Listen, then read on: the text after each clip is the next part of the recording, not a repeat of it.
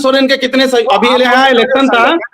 नहीं, आप लोगों का जो संगठन है, उन्होंने मान लीजिए कि झारखंड में चुनाव में तो आप लोगों ने जवाब दे दिया, लेकिन आप सरकार से मिल करके, आपका प्रतिनिधि मंडल बार बार जा करके बोल करके ये क्यों नहीं कह रहा है कि सर आप, सरकार अगर चाहेगी तो हमारा हो जाएगा काम, आप और क्या क्या तरीका हो सकता है ये सरकार को बताइए तो सही। एक बार मिल क्यों नहीं रहे हैं? सर हम उसी दिशा में बढ़ रहे हैं, और मैं आपको बता दूं आशुतोष जी, ऐसा कोई बीजेपी का सांसद, एमपी, एमएलए नहीं है जिसके पास हम लोग नहीं गए, अपनी गुहार नहीं लगाए। हमने बोला कि भाई अमित शाह साहब से हमारी एक बार, आप, हमारी मिन्नत है कि एक बार हमारी भेंट करा दो, हम अपनी पीड़ा उनको बता सके कि सर देख लीजिए कि क्या हमारा कंडीशन है। लेकिन बीजेपी वाले तो ऐसा है कि नाक पर मक्खी नहीं बैठने देना चाहते थे, और दबी जुबान में, मैंने पर्दे के पीछे कुछ बात होती तो ये बताते थे कि इस सहारा के मामले में अमित शाह के तरफ से पूरी मनाही है कि आप लोग इस पर कुछ नहीं बोलेंगे और आपको इस पर कुछ नहीं करना है।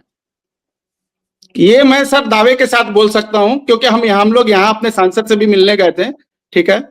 हम, और किन लोगों ने ये बात बोली ये हम आपको नहीं बताएंगे, क्योंकि उन्होंने एकदम स्ट्रिक्टली मना किया, भाई हमें भी पॉलिटिक्स करनी है, लेकिन जो पर्दे के पीछे की बात है वो हम आपको बता दे रहे हैं। और ऐसा नहीं है आशुतोष जी, और एक बात बताता हूं कि झारखंड में जेएमएम के लोग और भी जो अपोजिशन पार्टी है उनके पास हम लोग नहीं गए, ऐसा नहीं है, उनके पास भी हमने कोशिश की जाने की और गए भी। लेकिन एक मिनट सर, एक मिनट, आप अमित शाह जी देख रहे होंगे तो देखें वो पर्दे के पीछे क्या खेल हो सकता है, बताइए जरा। पर्दे के पीछे का खेल सर मैं ये बता रहा हूं, पर्दे के पीछे मतलब बीजेपी वालों को ये मना किया गया है कि आपको सहारा के मुद्दे पर नहीं बोलना।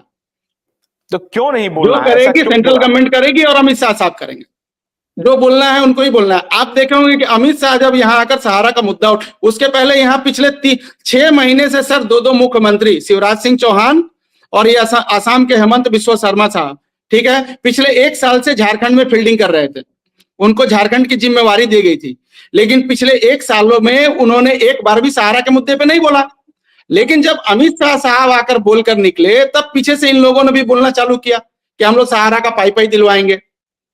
तो समझिए इस बात को, क्रोनोलॉजी को समझिए कि इनको एकदम मनाही है कि इस मुद्दे पर नहीं बोलना है। मतलब सरकार का सहारा में कुछ इंटरेस्ट है कि जो 2 बड़े मुंडी अमित शाह और मोदी साहब, इनका कुछ इंटरेस्ट है अपना, जिसके चलते लोग दूसरे को नहीं बोलने देना चाहते हैं।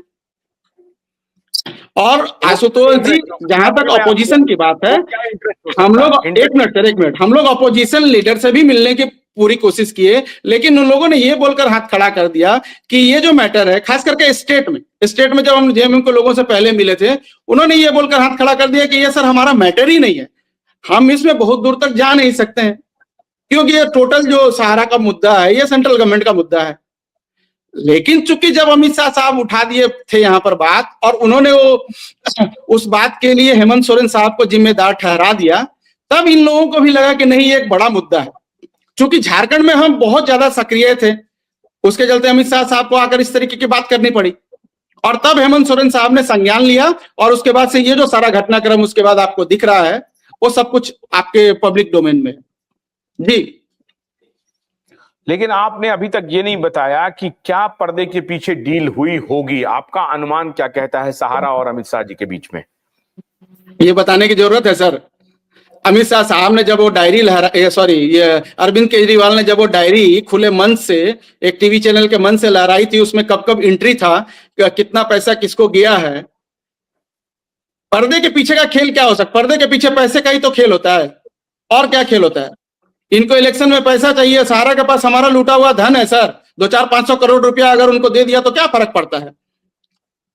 पब्लिक को अगर 2-2.5-3 लाख करोड़ रुपए देना है, उससे बचाने के लिए अगर 500 करोड़ निकल जाता है तो क्या फर्क पड़ता है?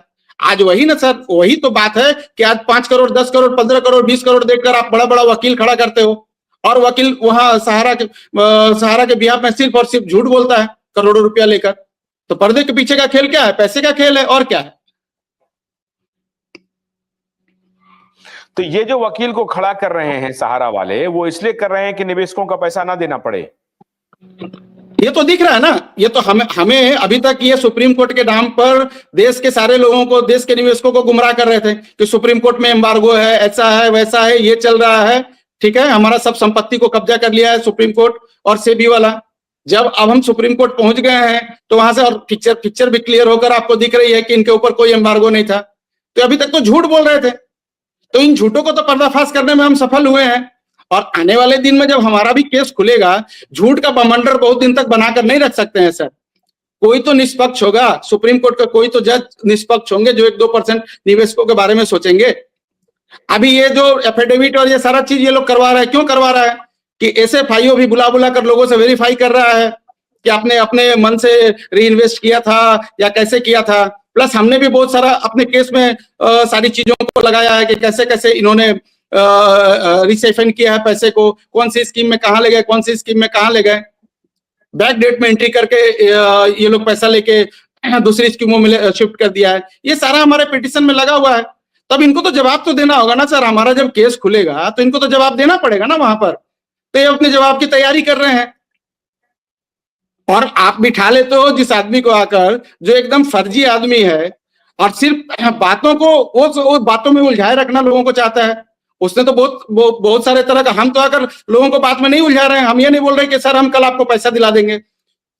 हम ऑथेंटिक लोग हैं, हमने केस किया, हम आपको अपनी केस और अपनी जानकारी दे रहे हैं कि भाई हम ये सहारा के खिलाफ में ये करने जा रहे हैं और ये चीज कर रहे हैं, हम इतने दूर तक पहुंचे हैं।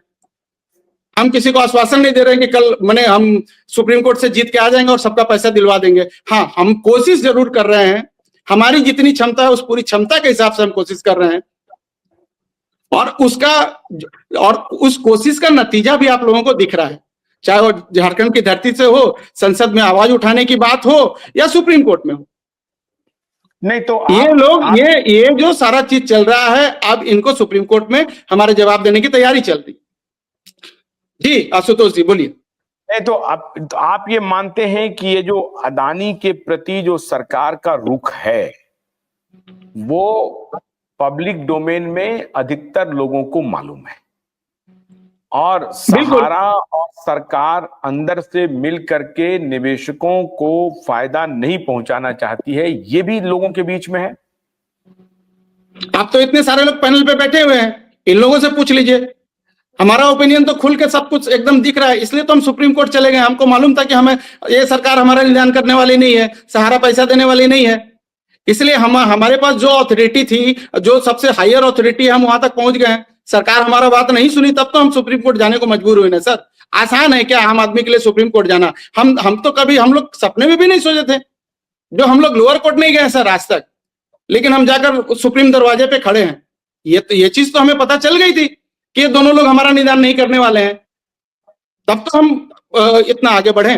दूसरी बात सर, अदानी का बात ही मत करो ना सर। अदानी हमने पहले ही कर दिया, ये अदानी नहीं है, मोदानी है। मोदी जी सिर्फ अपने लिए काम कर रहे हैं, तो उनके हाथ में सारा पावर है, तो अपने लिए उनको जो मर्जी है वो करेंगे। अदानी का मुखौटा ओढ़कर वो सामने से थोड़ा मुखौटा हटाएंगे, पीछे मोदी जी झलकते हुए नजर आएंगे। और ये बताने की जरूरत है क्या? 2014 का इलेक्शन से लेके अभी तक उनके प्लेन में घूमना, कैंपेन करना, तो सब तो पब्लिक डोमेन में है। लेकिन चूंकि वो कनेक्शन डायरेक्ट हमसे जुड़ा हुआ नहीं है। अब बैंकों से 2 लाख, 10 लाख, 50 लाख, 100 लाख करोड़ रुपया अगर बैंक से चोरी हो जाता है, तो बैंक, ऐसा तो नहीं कि बैंक में हम गए और मेरे को बोले कि प्रवीण श्रीवास्तव जी आपका पैसा जो है वो बैंक से चोरी हो गया। बैंक तो ये बोलती नहीं है। तो बैंक का पैसा कोई पूंजीपति लूट के बैठ जाता है, उससे एक नॉर्मल सिटीजन को बहुत फर्क नहीं पड़ता है। हाँ ठीक है, जो बुद्धिजीवी हैं, जो देश के बारे में सोचते हैं, उनको फर्क पड़ता है, लेकिन एज ए इंडिविजुअल कोई फर्क नहीं पड़ता है। हम तो भैया अपना चेक लेके जाते हैं, हमको 100, 200, 500 रुपया मिल जाता है। भले वो अलग बात है कि आपने बताया 14 लाख करोड़ रुपया मतलब ये हो गया, इनको माफ कर दिया गया, लेकिन उस 14 लाख करोड़ से नॉर्मल आम पब्लिक को कोई फर्क नहीं पड़ता है। कि बैंक वाला ये नहीं बोलता है कि वो 14 लाख करोड़ में आपका भी पैसा निकल गया, हम आपको पैसा नहीं देंगे। लेकिन सहारा का मैटर तो डायरेक्ट पब्लिक से जुड़ा हुआ मैटर है। पब्लिक ने अपना पैसा सहारा में इन्वेस्ट किया हुआ है, और इंटरेस्ट के लिए इन्वेस्ट किया था कि समय पे भाई उनका मैच्योरिटी हो तो इंटरेस्ट के साथ उनका पैसा वापस हो जाए। तो ये फर्क, ये पूरा कंप्लीट एकदम अलग पिक्चर है सर। अदानी का मैटर बिल्कुल अलग है और सहारा का मैटर बिल्कुल अलग है। अदानी का बिजनेस मॉडल अलग है, इनका बिजनेस मॉडल अलग था। इनका बिजनेस मॉडल पब्लिक से लेना, पब्लिक को देना। तो पब्लिक से अगर आप ले रहे हो तो पब्लिक के प्रति जवाबदेही भी आपकी है। आपको यहाँ जवाब देना पड़ेगा पब्लिक को, चाहे वो सरकार हो चाहे वो सहारा हो। और सरकार कटघरे में इसीलिए है कि सहारा ने जो भी काम किया है सरकार से परमिशन लेकर काम। जी आशुतोष जी, बोला जाए। मतलब आप ये कह रहे हैं कि अदानी का मॉडल तो बिल्कुल अलग है ही, इसमें कोई शक